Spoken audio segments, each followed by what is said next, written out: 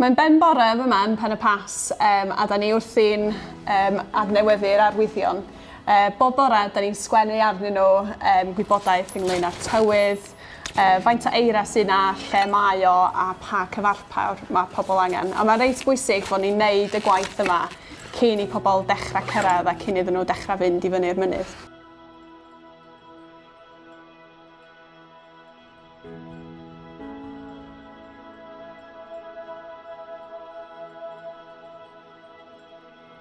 Ie, felly bore yma, da ni'n mynd fyny llwybr y pig, a wedyn at y copa os di'r tywydd yn caniatáu. A wedyn ar y ffordd i fyny, da ni'n edrych ar llwybr y mil, wneud siŵr sut mae'r Amodau fan'na oherwydd y llethyr sydd i weld o danodd.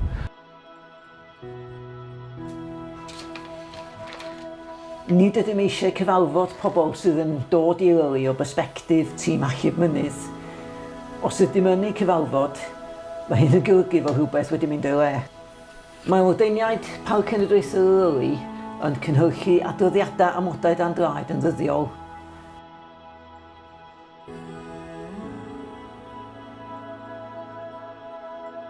Mae'n allan ar y mynydd yn ddyddiol ac yn monitro yr Amodau dan Draed ac wedyn yn adrodd yn ôl trwy safle we rhaglygon tywydd mynydd y Met Office. Hi, I'm Ella.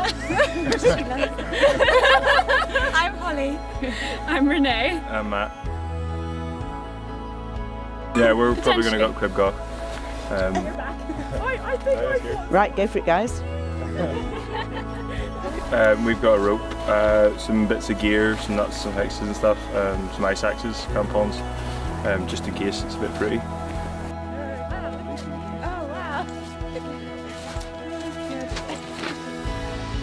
Y prif bwynt yw paratoi. Hynny yw cael y gwybodaeth angenrheidiol am yr amodau ac hefyd gael yr offer angenrheidiol.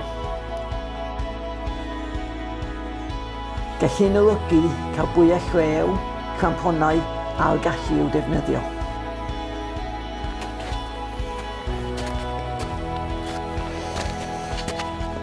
Fel arfer, da ni eisiau gwirio top y zigzags, oherwydd gall llwybr sy'n hawdd yn y haf fod yn anodd iawn yn yr gaeaf. Hefyd, buasau llithro yma yn gallu golygu canlyniadau difrifol. Wedyn, awn ni gael golwg ar y rhan uchaf o llwybr Llanberis, oherwydd mae llawer o ddamweiniau wedi bod yma. Y broblem ydy bod lein y rheilffordd yn diflannu o dan eira wedi casglu. Rydym eisiau i bobl gael mwynhad, ond i wneud hynny'n ddiogel. Mae'r Met Office yn paratoi rhagolygon penodol i'w mynyddoedd. Dyma ni ar gwefan Mountain Weather Forecast y Met Office. Da ni'n cael hyd i Snowdonia National Park. Clicio ar Weather Overview ac wedyn ar Ground Conditions. Os bydd pobl yn gwybod beth ydy'r amodau dan Draed, gallan nhw fwynhau amser diogel yn y mynyddoedd.